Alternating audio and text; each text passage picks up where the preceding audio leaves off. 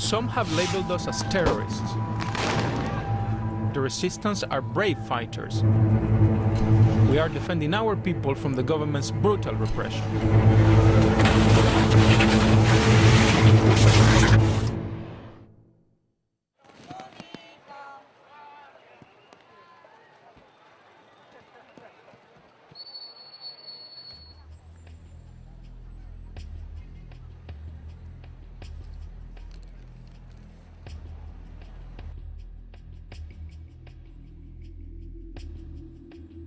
The way I see it, the resistance is everybody who is against the regime. Many people see it as a dictatorship, and if you look at what they're doing, that's what it is, really. I think the resistance is those people who come out to protest and who are willing to take the lead to confront the police or the National Guard. Some have labeled us as terrorists.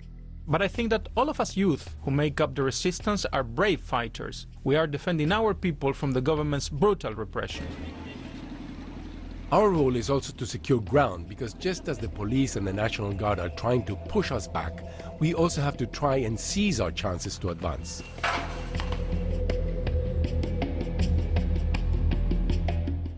It shouldn't be just up to us to get out there representing 40-somethings or 30-somethings. I mean, they have to come out as well.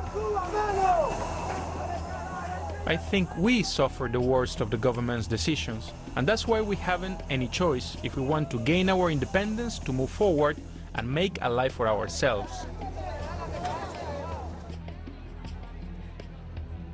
Personally, I don't mind giving up my life out there in the streets if it is for a good cause.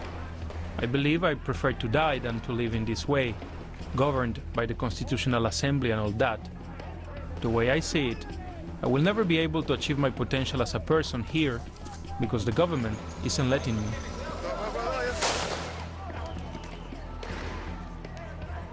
Personally, I'm scared.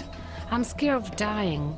I'm scared of seeing someone getting killed, to be near them when it happens. After all, we are supposed to be fighting for the sake of living in a better Venezuela.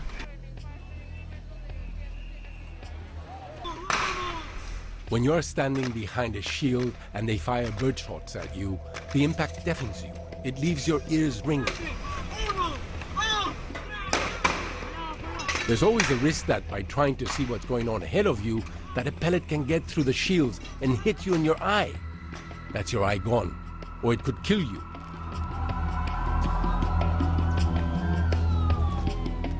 I always think that maybe one day my luck will run out. And I think about those boys who didn't make it back home. Every time I get home from the protests, I tell myself that it's a gift. Because many of my mates didn't make it back. They may be dead or under arrest, knowing that it's unlikely that they'll be released.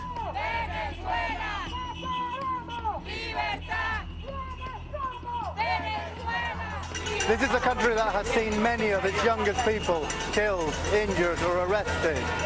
People like these are commemorating the lives lost in this wave of political unrest. Now this is very much an open wound and the consequences are far from known, regardless of who's going to run this nation.